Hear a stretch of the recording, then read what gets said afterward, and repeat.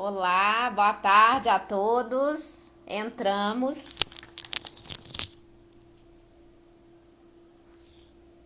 Conseguem me ouvir bem? Vou esperar o pessoal entrar para a gente já começar. Esperar o convidado também. Deixa eu organizar meu fone aqui.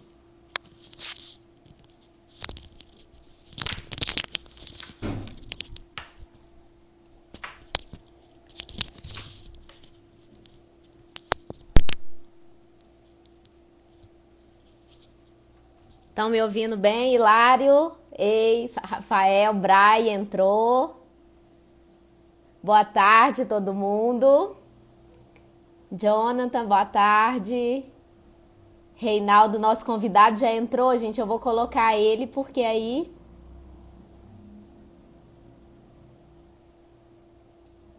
a gente já começa. Eu já enviei solicitação. Hoje a gente vai ter uma live bem interessante aí, um tema bem atual, bem necessário, que são as cidades. Olha, meu querido, entrou. Deixa eu me reposicionar aqui agora. Você está me ouvindo bem? Estou e você? Ótimo, muito bom. Como Opa, que bom. estamos? Tudo bem. Prazer. Ansioso aí para conversar com vocês todos. E nós também. É um prazer para a gente ter você aqui hoje, falando desse tema, da verdade, que foi a sua dissertação de mestrado, né? Que são as construções sustentáveis, falou muito de cidades sustentáveis. O Reinaldo, gente, ele é professor de direito ambiental, ele é advogado ambiental também. Ele é formado, graduado em Direito pela Unitri, Centro Universitário do Triângulo, natural lá de Patrocínio. É especialista em Direito Ambiental pela Universidade Castilha-La Mancha, em Toledo, na Espanha. É especializado em Direito Ambiental e Urbanístico pela Universidade Anhanguera. É mestre em Direito Ambiental e Desenvolvimento Sustentável pela Dom Helder Câmara. E, como eu disse, é advogado ambiental e é professor de ambiental, uma autoridade, então, no assunto que a gente vai tratar aí hoje. Reinaldo, seja muito bem-vindo em nome de todo o movimento Ecos, da Dom Helder e da Enge. É um prazer tê-lo aqui.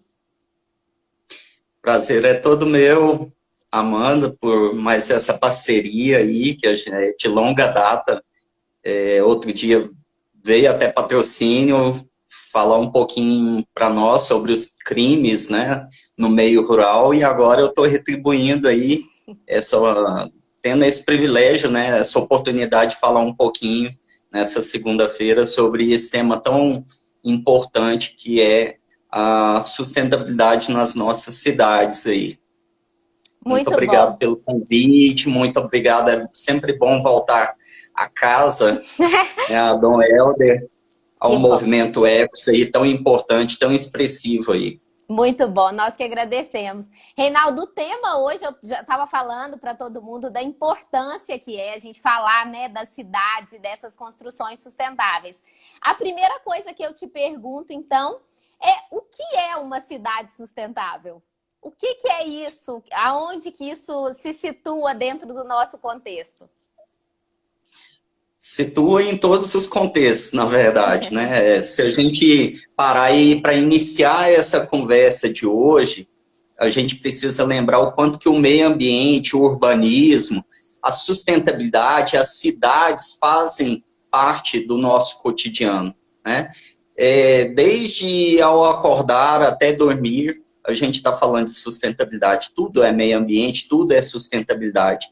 Logo que acordamos, a gente para iniciar o nosso dia, seja lá bem ou mal, isso vai depender de uma série de fatores aí, depender se a nossa moradia está localizada em algum lugar mais harmonioso, ou não, o contrário, se a gente está residindo num local com muitas perturbações aí ambientais. Aquele ruído que vem do apartamento de cima, um toque-toque, né? Então, o som automotivo ali da vizinhança, os barzinhos que às vezes, para você que está quietinho em casa, às vezes incomoda. Enfim, a gente acordou o nosso dia e tudo dependeu de como que essa noite foi passada. E essas questões, elas têm a ver com questões ambientais, né? A gente está falando de sustentabilidade nas cidades, né? Quando a gente desce, pega o elevador ali, ou não, é só escada, né? Desce até o estacionamento, a sua vaga de estacionamento é muito espremida, muito apertada, você esbarra ali na pilastra, já sai brava do prédio, né, para ir para o trabalho. Isso é muito importante você falar, porque às vezes o que a maioria das pessoas pensa em cidade sustentável, você pensa assim, é uma cidade muito arborizada? Ah, Belo Horizonte é sustentável, porque é muito arborizada. E, na verdade, não é isso, né, Reinaldo? Começa da sua casa. A sustentabilidade começa da sua casa, né? E isso interfere muito na nossa vida, né? Imagina ali, você pegando seu carro, indo para trabalhar, pegando um trânsito caótico, né? Não tendo o privilégio, talvez, de voltar para casa para almoçar com a sua família, ou perdendo 2 horas nesse trânsito maluco. Isso tudo são questões que incidem diretamente na nossa qualidade de vida aí, e é tudo sustentabilidade, ou a falta dela, né? Então, ou seja, ao longo do nosso dia a dia aí, várias questões ambientais, elas incidem, seja positivamente ou negativamente, e com essa vida corrida nossa, a gente acaba por cair em um verdadeiro automatismo. A gente joga no automático, fazendo crer aí que tudo isso, todas essas adversidades, isso é coisa natural, comum, e é o que tem pra gente. Mas não é bem assim, né? A gente pode almejar alguma coisa diferente que seja mais atrativo para a nossa qualidade de vida. E aí a gente chega nessa pergunta que você fez no início, né? Se é possível viver em cidades mais sustentáveis. Bom, é uma pergunta e tanto. Pois é. Isso é que a gente quer saber, né? Porque você falou, na verdade, aí o que é essa cidade sustentável. Então, engloba tudo. Engloba a questão do trânsito, engloba a questão do ambiental, engloba o som, os ruídos da cidade. Então, é difícil a gente pensar que exista, né? É possível atingir, então, essa sustentabilidade, já que ela engloba tantos fatores. Isso é que eu coloco para você, porque é isso que a gente quer saber, professor. Até para distinguir se isso não seria, assim, alguma coisa muito utópica a ser alcançada e tudo, né? Então, primeiramente, aí, para a gente saber se é possível chegar lá, primeiramente, a gente tem que saber o conceito do que são cidades sustentáveis. Alguns autores, você estudando sobre essa temática, alguns autores definem como cidades sustentáveis, ou construções sustentáveis, ou cidades verdes, né? Tudo é a mesma coisa, né? Tudo parte do mesmo princípio. Estamos falando, na verdade, não é de uma cidade sustentável, é de um ideal de sustentabilidade a ser atingido nessas cidades. Né? Infelizmente, não estamos aqui falando de uma realidade, tampouco uma realidade brasileira. Né? O nosso contexto é um pouco diferente. A gente ainda tem um longo percurso a seguir, não chegamos nesse grau de maturidade nas nossas cidades. Então, quando a gente fala em cidades sustentáveis, a gente tem que fazer essa diferenciação da cidade que nós temos com a cidade que nós queremos. Para iniciar a conversa aqui. Uma cidade sustentável é aquela que busca eliminar, ou pelo menos diminuir, aspectos gerais de desigualdades, né? E que, historicamente, foram sedimentadas, né, no nosso convívio, principalmente nas últimas décadas. Tais disparidades aí, essas desigualdades, elas refletem em todas as searas, social, econômica e ambiental. A questão do nosso modelo de urbanismo, que foi feito sem planejamento, sem a participação das pessoas, né? E é muito importante que a gente saiba que o cidadão, ele está dentro desse contexto urbanístico e ele é a peça mais importante dessa complexa engrenagem, né? Exatamente. Bom, as cidades sustentáveis, elas representam uma forma assim mais resiliente, mais humanizada de gerir a ocupação das pessoas. Não só morar na cidade, mas morar bem nessa cidade, né? Gerir as pessoas, os cidadinos, os espaços habitáveis nesse ambiente urbano. Nada na cidade é pronto e acabado, nada é estático. Né? Não existe receita de bolo ou fórmulas que se aplicam em qualquer tipo de modelo, perfil ou tamanho de cidade. Cada cidade vai ter uma necessidade para se tornar uma cidade sustentável. Então, até porque, como você bem disse, né, Reinaldo, desculpa, mas a própria população da cidade diz muito sobre a cidade, né? A cidade, ela tem que respeitar também a cultura local, os moradores, o social, né? Tem que ter essa preocupação, né? Exatamente. O reflexo assim, cultural, ele demonstra a cidade como um todo ali. Então, é impossível desassociar a questão ambiental de outros reflexos, o econômico, o social, o ambiental, o político. Então, é tudo ambiental. A gente é um ser ambiental. Então, a cidade, ela é a nossa segunda moradia e tudo, quando a gente está falando disso, a gente está falando de meio ambiente, né? Para onde os nossos resíduos vão, a qualidade do ar que nós respiramos, a forma com que a gente desloca, né? O nosso padrão de consumo, né? E principalmente a questão das políticas públicas, viu, Amanda? A questão das políticas públicas é um fator decisivo aí na questão da formação dessas cidades mais humanizadas, mais inteligentes e mais sustentáveis. Então, isso é muito importante a gente destacar. Essa, na verdade, era a minha próxima pergunta para você. Quais são as ferramentas... Vou tomar uma água. Tomar água. Quais são as ferramentas, né? E aí eu não estou dizendo, você falou da questão das políticas públicas, mas não só do poder público, da sociedade de uma forma geral. Quais são as ferramentas que a gente pode usar para criar essas cidades sustentáveis? Para aproximar para ficar mais próximo do que a gente almeja? Porque a gente não tem, hoje você falou que a gente não tem, mas como aproximar dessa cidade sustentável? Como chegar mais perto disso? Que ferramentas nós temos? Olha, não se vislumbra aí outra forma de edificar, de construir essas cidades sustentáveis sem a adequada implementação das políticas públicas que eu te falei, né? Inclusive, eu defendi na minha dissertação que o afastamento do Estado nesse processo é um verdadeiro equívoco. Né? O poder público não pode deixar este encargo somente para a iniciativa privada, para, por exemplo, a gente está muito na era do selo verde, da certificação, do ecologicamente equilibrado e tudo.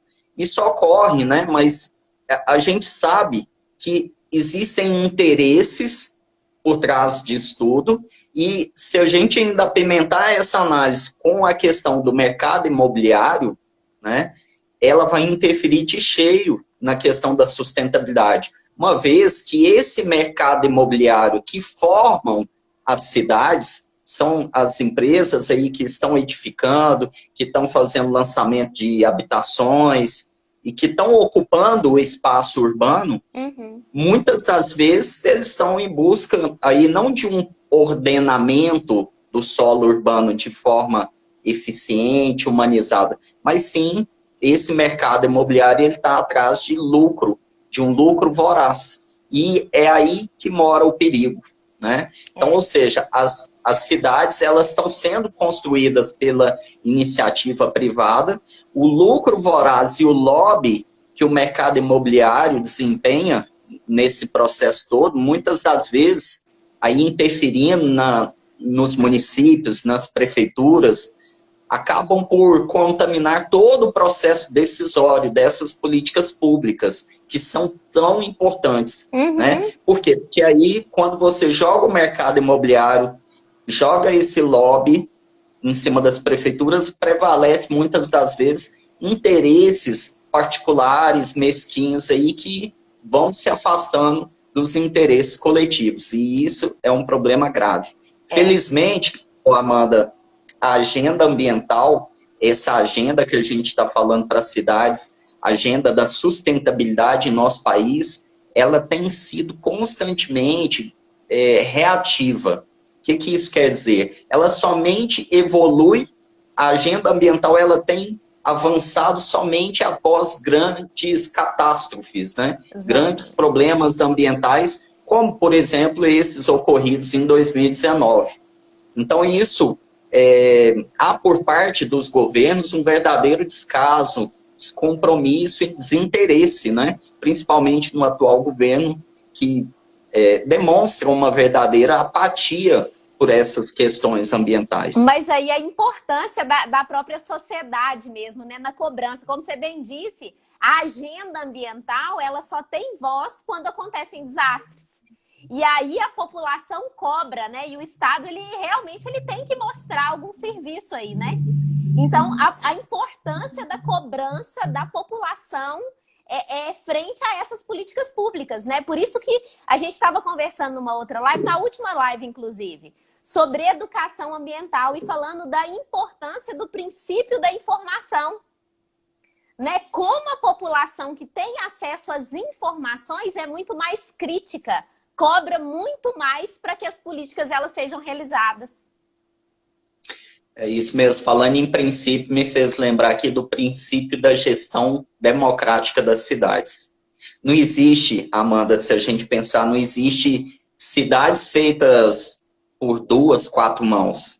É impossível isso. Né? A base da gestão das cidades e dessa criação de cidades mais humanizadas, as cidades que queremos, a base disso é o envolvimento e o engajamento das pessoas. Como a gente falou, é a nossa segunda casa. A cidade é a segunda casa. Não há que se falar em ser feliz numa cidade infeliz. Então, partindo desse pressuposto aí, é de suma importância que as pessoas participem ativamente dessa vida em coletivo, né? Então, abdicando um pouquinho de alguns dos seus direitos, porque viver em cidade abrir mão de alguns direitos, ter algumas limitações administrativas dos seus direitos, o direito de propriedade, que a gente aprendeu lá no direito civil, não é mais absoluto aqui. Exatamente. Ele tem alguns social, contornos. Né? Ele vai estar na órbita da função social. Então, tudo que a gente afastar dessa função social não é sustentável e deve ser de plano rechaçado aí pela coletividade se a gente quer mudar esse cenário e trazer processos mais integrativos, menos segregação espacial. Já parou para pensar aquele próprio termo antigo, quando a gente fala assim, o marginal, isso muito na seara criminal, né? O marginal, isso vem, na verdade, do urbanismo, né? Enquanto as pessoas que foram chegando na cidade sem nenhum planejamento eram colocadas às margens, nas periferias das cidades. Então, daí que surgiu aí, tem até uma carga de... É um pouco pejorativo o termo, né? De marginal, mas é justamente isso, de colocar as pessoas às margens da cidade. Fora onde a política urbana, ou Amanda, ela não chega. Na verdade, grande parte das políticas públicas, né? Nem só a urbana. Grande parte das Exatamente. E, infelizmente, a gente esbarra nisso ainda, né? Exatamente. E se a gente pudesse aqui falar um pouquinho. Mas e essas cidades sustentáveis? Existe isso aqui no Brasil? O que você acha?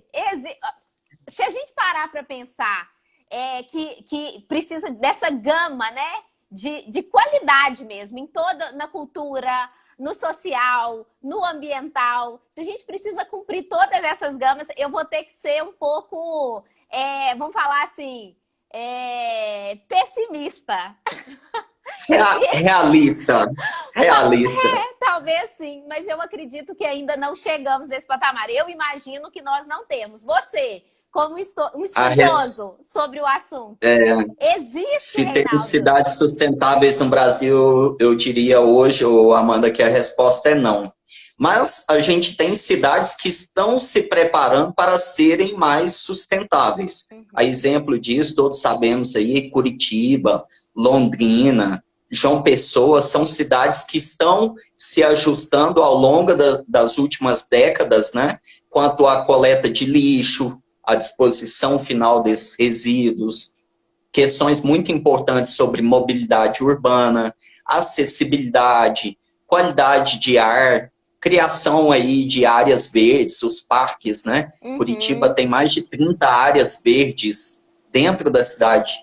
A gente aqui em Patrocínio, semana passada, a gente estava criando nosso primeiro parque municipal.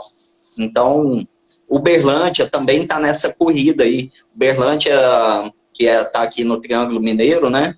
Vencedora de vários temas.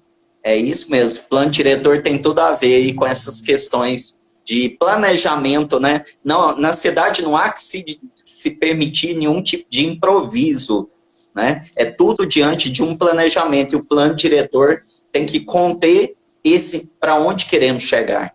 É onde, né, as diretrizes para essas cidades mais felizes. Mas Uberlândia, ela está nessa corrida, questão de acessibilidade, mobilidade urbana, né? O primeiro ponto aí que eu defendo na minha dissertação é o seguinte, dentro dessa perguntinha, se no Brasil tem cidade sustentável ou não, e a gente falou que a resposta é não, mas que existem preocupações desses municípios em se tornar melhor, né? Em proporcionar e implantar a política pública adequada para se chegar lá, né? Um primeiro ponto que eu defendi na minha dissertação, Amanda, foi o seguinte: se a sustentabilidade é uma realidade ou um mito. A gente precisa começar a desconstruir, porque uma hora aquele debate da sustentabilidade, outra hora do desenvolvimento sustentável, mas será que isso tudo, a sustentabilidade e o desenvolvimento sustentável é algo factível ali mesmo? Ou uma meta inatingível aos gestores públicos e à sociedade como um todo? É possível uma sustentabilidade forte, aquela preservacionista? É possível aliar tudo, ter tudo ao mesmo tempo? Ter sustentabilidade e ter desenvolvimento urbano? É utopia ou então, não é? Isso é uma utopia ou não é? Por isso que a gente tem que trazer essa análise de desmitificação.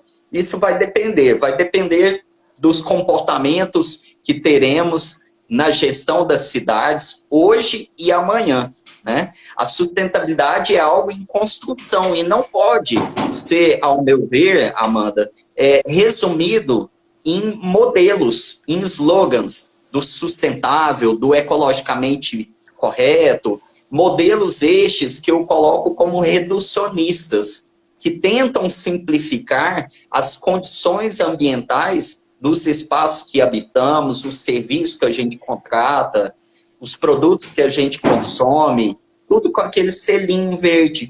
Será que aquele selinho é capaz de garantir, então, através de uma certificação aí,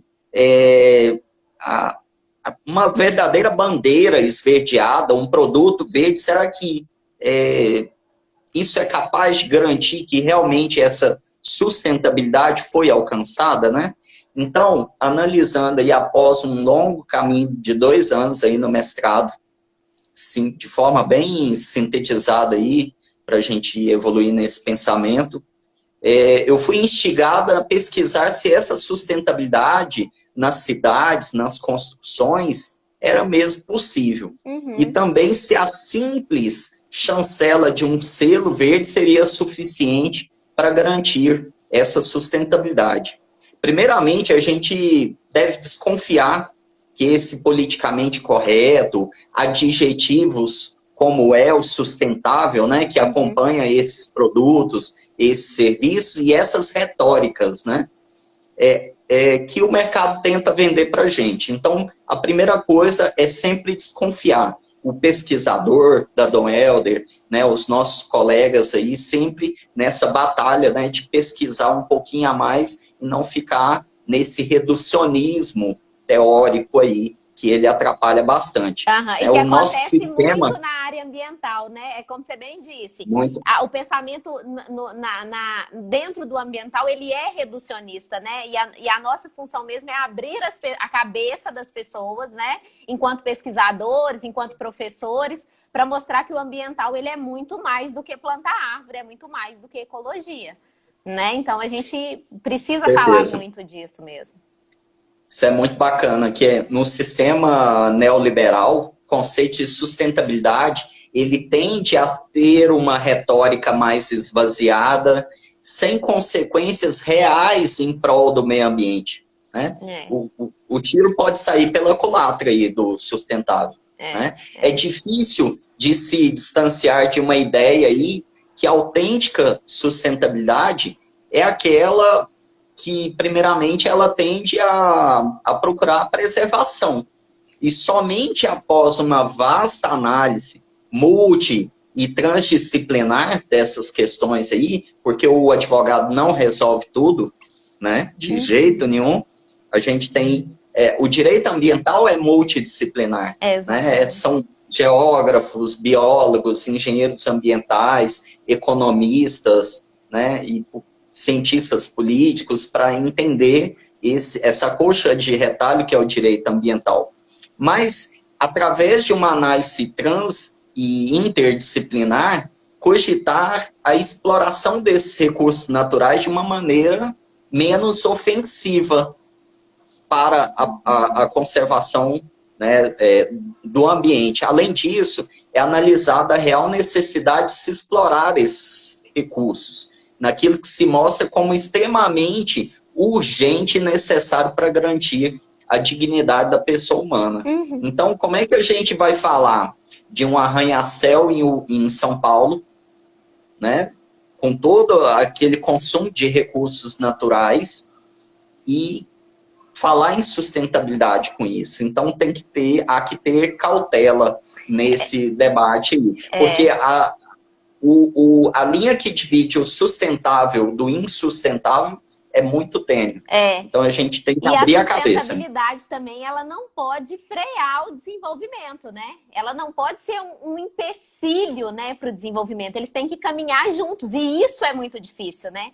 É desenvolver dentro do sustentável, né? Amanda, isso eu acho que é o ponto nevrálgico dessa discussão toda. Porque será que a gente não está na hora de sair desse conto da sustentabilidade, que não vai impactar em nada, que dá para seguir com as duas coisas ao mesmo tempo? Será que não está na hora da gente sair desse debate reducionista e partir para o factível? Exatamente. Será que a gente chegaria a algum lugar melhor? Né? No sentido de, olha, polui mesmo, degrada mesmo, impacta mesmo. Como é que a gente pode trazer, ao meu ver, inclusive usando de tecnologia? Hoje a gente está na era da inteligência artificial, da tecnologia, da informação, do automatismo, da técnica e do estado da arte da tecnologia. E será que não está na hora da gente usar toda essa tecnologia em prol do factível? Do que dá para fazer frente a essa situação catastrófica, né? Que um livro que eu recomendo é aquele 21 lições para o século 21, né? Que falava o seguinte, que há um tempo atrás falava que o maior temor era a bomba atômica. Então, porque chegou uma conclusão que, na verdade, hoje, o maior temor não é uma guerra nuclear, é a guerra ambiental.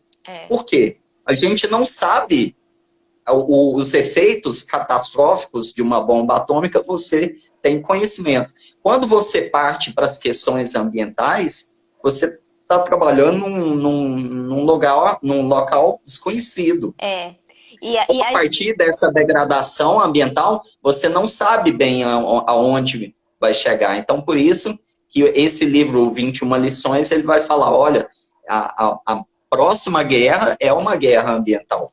E você sabe que pra gente, brasileiro, né? Tô falando, obviamente, se tiver alguém aí de fora, mas dentro da realidade brasileira, a gente é muito privilegiado, né? Nessas questões de recursos naturais. Muito privilegiados. Então, já existem hoje guerras, né? Guerras em razão da água, em razão de outros recursos naturais, que às vezes a gente olha da nossa perspectiva brasileira, riquíssima, e acha isso um absurdo, mas já é realidade, a gente já tem guerra ambiental, né? Não a nível mundial ainda, mas já começaram as guerras ambientais, né? E aí que mora outro perigo. A Raíssa postou aí, ó, validação de horas complementares para os alunos da Dom Helder e da Enge que estão participando. O link já foi disponibilizado aí. Só pode continuar, desculpa ter te interrompido. Não, que isso. E só porque, Amanda, diante dessa exuberância dos recursos naturais que temos, que a gente acreditava serem infinitos, mas descobrimos, né? Notadamente aí depois, tardiamente, né? Mas nunca é tarde para mudar as posturas. A gente descobriu essa finitude dos recursos naturais que a gente tem de forma tão abundante, mas eu acredito que diante de um cenário internacional, o Brasil ele deve e precisa ocupar aí uma posição de protagonismo nessa agenda ambiental e na formação de cidades mais sustentáveis, viu, Amanda? Porque o que a gente tem visto nessa questão de sustentabilidade das cidades, sustentabilidade de construções, são a utilização de modelos pré-fabricados, importados. Já parou para pensar que o bairro com selo verde, a construção da indústria tal com selo LEED, com selo Brian, e tantos outros selos que estão disponíveis aí para certificar, trazer essa chancela das construções sustentáveis, mas que é tudo importado. Modelos exógenos que muitas das vezes podem não caber na nossa realidade. Né? Então é importante o Brasil assumir esse papel de protagonista, de destaque, e desenvolver os seus próprios modelos diante das suas realidades, diante das suas regionalidades, né? Respeitando o local e pensando globalmente. Exatamente. O Humberto aí, ó, professor lá da Dom Helder, colega nosso lá do doutorado, ele estava, enquanto tivermos um rio de esgoto como Arrudas, o Pinheiro, o Tietê, debaixo dos nossos narizes é um sinal de que está tudo errado. Né? Aqui em Belo Horizonte a gente tem isso, né? Patrocínio também, você tem também patrocínio, um rio aí no meio da cidade, um rio de esgoto. Amanda, esse negócio de sustentabilidade nas cidades e nas construções é tão mitificado ou mistificado que se a gente parar para pensar, um material ecológico, ou que se diz ecológico, se você parar para pensar que aquele material ele pode ter caminhado aí 1.000, 2.000 quilômetros, ainda que seja feito de materiais de resíduos de outras atividades, concorda comigo que a pegada ambiental dele ali é tão grande que esse material que se declara sustentável pode não ser? Ou o contrário, imagina eu utilizando ali numa obra ou numa construção ali um material que foi adquirido localmente por uma associação ali de pessoas ali que trabalham com os resíduos, mas sem saber como é que estão as condições de trabalho dessas pessoas. Então, esse material ele não é mais sustentável. Exatamente. Então, é muito complexo essa questão da sustentabilidade nas cidades e tudo. Há que se prever mecanismos, né, para sair dessas ciladas aí. Aham. Você falou aí da questão das cidades, Curitiba, Londrina, né? Você deu até outro exemplo, que agora não me recordo. Mas essas João cidades, Pessoa. João Pessoa, o que essas cidades elas têm feito assim de concreto? Você chegou a fazer alguma pesquisa nesse sentido? O que de concretude que eles têm feito que estão levando eles a caminharem para o nosso ideal de sustentabilidade? Amanda, as questões aí que as pessoas, os gestores públicos podem agregar nessas cidades aí são infinitas, na verdade. Mas a gente poderia listar aí, cidades sustentáveis, elas vão adotar não apenas uma questão, por exemplo, de mobilidade lá, que é o cartão postal de Curitiba, através dos corredores de ônibus, que você chega longe e rápido e economicamente ali, né? Mas não é só uma ação. As cidades, elas têm que planejar um conjunto de ações, praticamente adotar uma cultura de sustentabilidade, né? Para que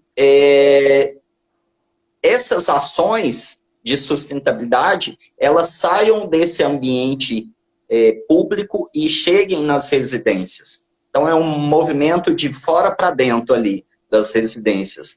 Mas aí a gente poderia listar várias ações. Primeiramente, você tem que ter uma legislação apropriada para isso. Uhum. Ao meu ver, as cidades elas perdem muito em sustentabilidade ao não prever mecanismos de premiação, por exemplo, para melhorar o engajamento. Então, mas para isso tem que ter legislação tributária ali para te isentar. Até a questão de imposto, né? Que já vem sendo Você polui menos e paga menos. Você deixou de colocar o resíduo na coleta pública, o poder público vai ter menos gasto, então ela te desonera. Uhum. O IPTU aí, ele poderia estar sendo repensado, enquanto não como um instrumento tributário, mas como um instrumento urbanístico. Exatamente. Tal qual o IPTU progressivo no tempo, né? Uhum. Já acontece aí, para evitar a ociosidade, o mau uso do solo urbano, a gente poderia usar esse modelo tributário para atingir outras finalidades. Mas você tem aí questão de eficiência na coleta e destinação dos resíduos sólidos, você tem transporte público de qualidade, né? De forma aí a reduzir drasticamente a emissão dos poluentes, né? A questão de fomento para que as pessoas utilizem, empreguem mais energias de fontes renováveis, né? Hoje, Amanda, a gente já está falando não só em cidades sustentáveis, a gente está falando já de cidades inteligentes. Uhum. E até eu estava lendo um livro outro dia falando de smart cities. Né? A gente tem aí o smartphone, smart TV, agora smart cities. O que é isso? Né? São voltadas aí, são cidades que têm essa pegada mais humanizada, um olhar totalmente diferenciado para as questões ambientais, voltadas para a qualidade de vida dos cidadãos, mas, como você disse no início do nosso bate-papo, precisa ter envolvimento para dar certo. Aí parcerias com universidades, empresas, ONGs, a iniciativa privada, todo mundo tem que estar dentro desse processo. Né? Tudo construído aí, todas essas questões de melhorias ambientais que a cidade tem que planejar, construída com base no planejamento. Quando a gente fala em direito urbanístico, Amanda, não há que se falar em improviso, não cabe improviso. Tudo quando pensa em cidades sustentáveis, cidades inteligentes, a gente tem que falar de planejamento, né? Porque sem planejamento, você não tem condições de otimizar a utilização de recursos que são tão valiosos e hoje tão disputados e escassos. Né? Exatamente. É a importância mesmo, né? A importância, a gente falou isso no início e você vem falando isso o tempo inteiro, a importância das políticas públicas, né? A importância do Estado planejar para que a gente possa falar em sustentabilidade. Né? Não é um negócio do dia para a noite. A gente não cria... Uma cidade não acorda hoje insustentável e amanhã ela é sustentável do ponto de vista que a gente almeja, né? É uma série de atos, é uma concatenação aí de atitudes do poder público, das empresas, da população, para que a gente atinja essa sustentabilidade, né? Ô, Amanda, isso é tão interessante a gente ponderar que se a gente voltar no tempo, em 1930, tinha um arquiteto, chama um arquiteto francês, é o Le Corbusier. Inclusive, ele projeta mobiliário, casas. Ele é da época do Oscar Niemeyer, é contemporâneo. Esse francês, esse arquiteto francês, ele foi responsável pela Carta de Atenas, ali, em 1930. E ele defendia que as cidades elas tinham 4 funções básicas: habitar, trabalhar, recrear-se nas horas vagas e ainda circular. Ou seja, esses 4 elementos não podem faltar numa cidade. Isso em 1930. Isso é se a gente trazer Fala isso para a nossa realidade... Fala os 4 de se a gente... Ó, 4 elementos necessários para que as cidades cumpram a sua função social, tal qual a propriedade particular tem que cumprir também.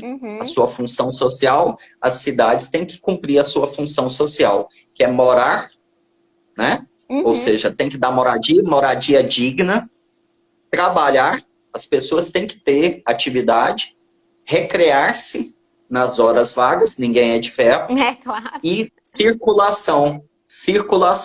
A cidade que não desenvolve minimamente esses 4 elementos, elas não têm condições de atender as pessoas nas suas demandas. Então, eu fiz questão de trazer essa linha do tempo para ver o quão longe nós estamos deste debate de sustentabilidade nas cidades e nas construções.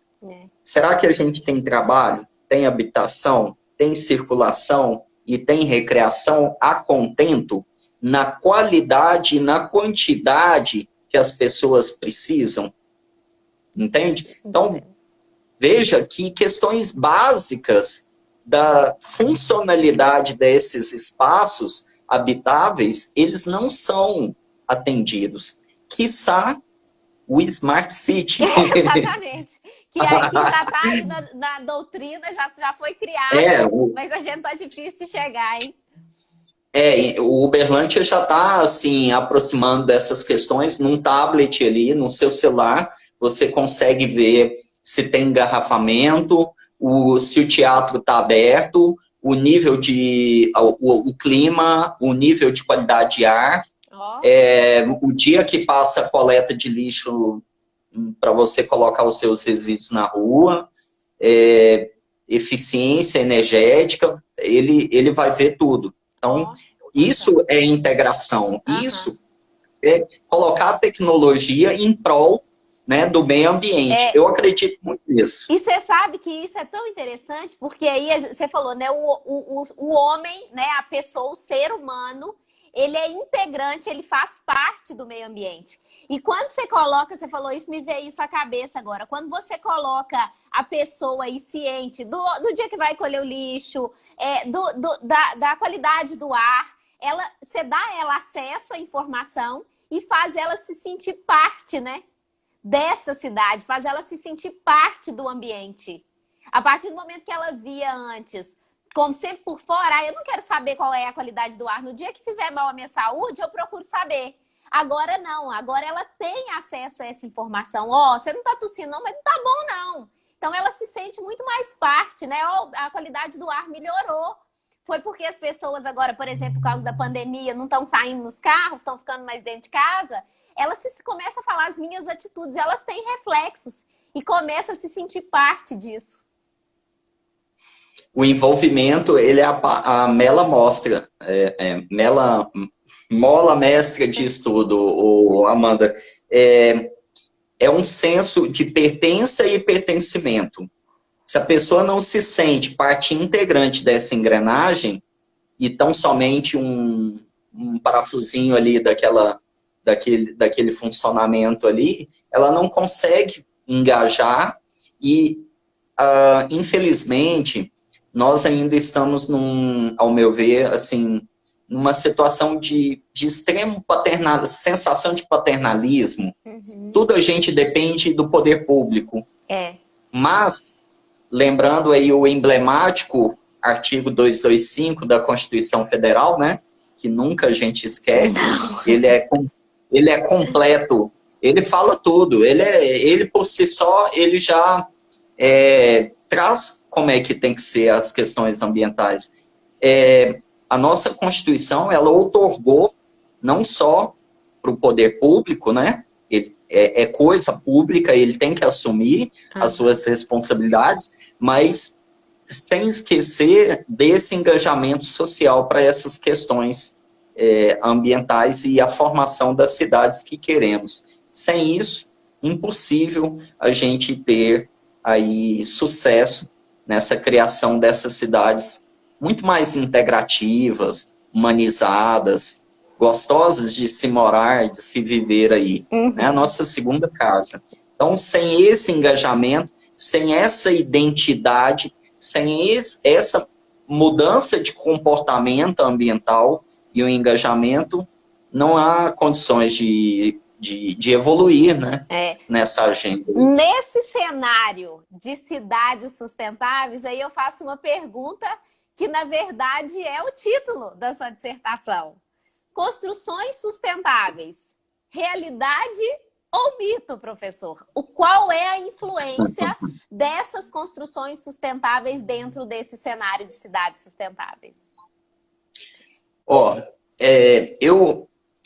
Uma construção, se ela pode ser sustentável, eu acho que sim. Desde que essa essência de sustentabilidade, ela não se resuma a um selo, a um comportamento do mercado imobiliário, a esse movimento reduzido a um slogan verde, né? A uma bandeira ali que é todo passageiro e que perde em qualidade. Desde que as cidades elas sejam construídas dentro daquele tripé da sustentabilidade e também o Ignazio Sachs, né, que é um importante doutrinador aí, que vai falar na sua obra, inclusive eu usei ele como marco teórico, então todo mundo que quiser entender um pouquinho sobre sustentabilidade e desenvolvimento sustentável é um marco teórico, é o Ignazio Sachs, né, que ele veio para o Brasil e foi um pioneiro aí nessa desmistificação sobre a sustentabilidade, e ele coloca, eu vou responder essa pergunta sua embasado e alicerçado nos ensinamentos dele. Essa sustentabilidade para as cidades, ela é possível e desejável, desde que atenda ao que ele chama de teoria do multidimensionalismo da sustentabilidade. Ou seja, para se ter a real sustentabilidade, Amanda, você tem que analisar não só o ambiental e econômico e social, que a gente estava acostumado lá no triple bottom line. Tá? E esse sistema, ele evoluiu. Por quê? Porque agora, na perspectiva de Ignazio Sachs, ele também considera a questão social, cultural, ecológica, ambiental, territorial, econômica e política. Todas essas facetas da sustentabilidade, elas devem ser analisadas. Caso contrário, vira discurso, vira retórica, né? Vira alguma coisa outra que não a verdadeira sustentabilidade. Então, a gente tem que ficar muito atento às ciladas que esse discurso reducionista pode nos colocar. Tá? Então, eu acredito que é possível a formação das cidades, mas como você bem colocou, a cidade sustentável, antes de mais nada, ela tem que respeitar a principal engrenagem, que é o ser humano que está inserido nela. Senão, como que você vai ter alteração de comportamentos? Como é que você vai priorizar só o ambiental, o econômico, mas que a cultura das pessoas? É a sustentabilidade capenga, né? E é isso que o Ignacy faz, que é falar que o multidimensionalismo ele tem que ser cumprido em todas essas dimensões, que é a mesma coisa que o Juarez Freitas também faz no livro dele, Sustentabilidade. Exato. Que é falar, ó, não adianta você ser muito evoluído em uma dimensão e a outra dimensão e muito capenga. Ruim na outra. É o que eles chamam de sustentabilidade fraca. Exatamente. É aquela sustentabilidade que não observa. Ela fala tripé, não é à toa, porque se você tirar um pezinho, fica torto mesmo. Então é a sustentabilidade fraca, não é essa sustentabilidade que se propõe para mudar os comportamentos, mudar de forma efetiva as nossas cidades. Isso é muito importante. E a resposta para essa pergunta da dissertação foi fundamentada nessa perspectiva do multidimensionalismo da sustentabilidade. O Sachs é um livrinho de 30 páginas, só muito pequenininho em tamanho, mas muito profundo em conteúdo, e eu convido todos aí a essa leitura desse livrinho, que é fantástico. Ótimo. Aqui, nós temos 10 minutinhos aí. Eu queria, na verdade, sobre as construções sustentáveis, porque eu já conheço a sua arte de construir sustentavelmente. O que é possível fazer dentro de uma construção para ela ser sustentável, professor Reinaldo? Realmente, a gente teve a felicidade aqui em Patrocínio de construir um prédio verde. Não sou certificado, não tenho selo. É o que você fala, mas a gente conseguiu. É o que você fala. Você fala assim, é muito melhor você ser do que você aparentar ser. Às vezes um certificado, né, o risco de ser certificado e ali você não ter o principal objetivo, né? Você não ter Amanda, só um adendo, eu não queria parecer assim muito cético e contra as certificações, não é nada disso. Até porque para a obtenção delas, você tem que colocar cumprir um tanto de protocolo, um tanto de práticas que são muito bem-vindas. Para quem não tem nada, é ótimo ter a certificação. Claro. É sinal que você está no caminho certo. O que eu discuto é só que a certificação por si só, apesar de não ser nociva, ela é benquista, mas que ela por si só não garante todas as atitudes que são esperadas da real sustentabilidade que a gente estava falando atrás aí. Mas a gente teve uma experiência aqui na prática, a Vanessa aí, nossa colega que sabe tudo do ecofeminismo. Bacana, Vanessa, bem-vinda. Um abraço, Vanessa. Mas então, Amanda, é importante a gente entender que uma construção igual essa que a gente teve oportunidade de trazer aqui para Patrocínio, um prédio corporativo que adota ali desde... são sistemas de controle ambiental para captação de água de chuva, ventilação cruzada, tirar aquele prédio de tecnologias ativas que depende de tudo. Eu dependo do ar refrigerado, eu dependo de iluminação artificial, eu dependo de climatização, eu dependo de tudo. Até a coleta de lixo, né? É diferente. É um sistema fechado, a gente não depende de prefeitura para recolher nosso lixo, porque o orgânico é compostado, os recicláveis a gente dá um tratamento adequado. Não precisa de ar-condicionado, porque o telhado verde, ele traz uma temperatura muito agradável em todo o período do ano. Você não precisa de coleta de água, de fornecimento de água, porque você tem a sua própria água. A sua água pluvial não vai inundar a avenida, porque você tem um sistema de coleta de água de chuvas e faz o reuso dessa água de chuva ali, irrigando jardins e tudo. Iluminação eficiente, geração de energia através de placas fotovoltaicas, paisagismo, utilizando, além do efeito estético, né? Você pode utilizar árvores aí de espécies nativas, trazendo um retorno até de bichos ali, né? A gente tem aves ali o dia inteiro, então é um ambiente muito agradável. Inclusive, tem uns estudos que mostram que essas construções eficientes, ou seja, que têm um desempenho ambiental alto, né? Ou seja, nada entra e nada sai de lá de dentro. O problema ambiental é meu. Eu não vou externalizar ele para a prefeitura ou para o meu vizinho.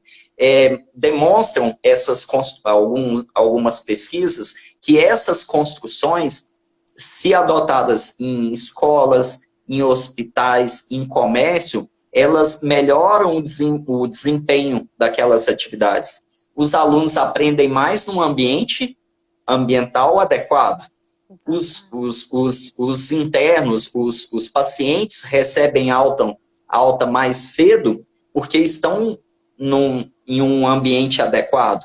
As lojas, os shoppings, que estão dentro de um sistema mais inteligente, mais integrativo e mais ecológico, eles vendem mais, porque as pessoas se sentem mais confortáveis nesse tipo de ambiente. Né? Então, isso é fantástico. Precisa. Né? E isso, eu não vejo que está muito longe da nossa realidade.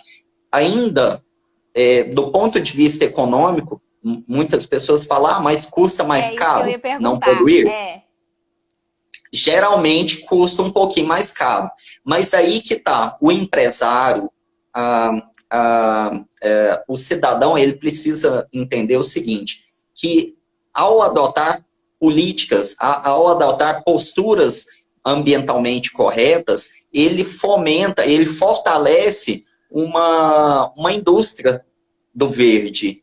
Então, daqui a pouco, não vai ser diferente. A tinta que você vai pintar a sua casa, que é atóxica, que não é prejudicial ao ambiente, daqui a pouco todas as tintas vão ter que ser ambientalmente corretas. Então, daí a mudança de comportamento. Nossa, exatamente. A gente pode pagar ali 10%, 20% mais caro para fortalecer uma indústria que a competitividade daqui a pouco vai dar conta de inserir esses produtos mais respeitosos a um consumidor sempre mais atento, sempre mais respeitoso ao ambiente. A gente precisa muito conversar sobre isso, a gente precisa muito falar sobre cidades sustentáveis, sobre construções sustentáveis, a importância de cada um dentro desse plexo que é a sustentabilidade, né? Mas, infelizmente, o nosso tempo é muito curto, a gente já está aí... Me dá mais um minutinho só para uma pergunta, a observação da minha querida professora e colega, Lilian, que ela está colocando que as construções ecológicas são bem mais caras do que as convencionais, e é mesmo. Só porque aqui, Lilian, a gente sempre fala o barato que sai caro. No caso das construções sustentáveis, é o contrário, é o caro que sai barato. Porque no médio, se a gente analisar o curto prazo, realmente o investimento é um pouco maior. Né? Porém, com os projetos e no médio e longo prazo, você tem condições de retornar esse investimento. E sem falar... E isso é o caro que sai barato. Então é muito importante que as nossas escolhas, elas não sejam pautadas só no valor, mas sim, e não no imediatismo, né? Mas sim na funcionalidade, nessa pegada boa, ecológica aí que a gente pode contribuir. Reinaldo, tá bom, 20 segundos para você agradecer a gente, porque senão a gente perde nossa live para fazer essas considerações finais.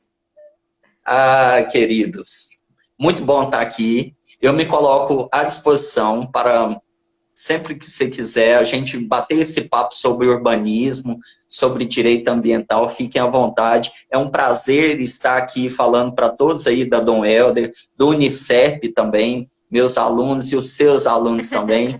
E muito obrigado pela oportunidade, viu, Amanda? É sempre bom estar conversando com vocês. Nós que agradecemos imensamente, agradeço todo mundo que participou até o final. Esse mês agora de setembro, novas lives. Um abraço todo mundo!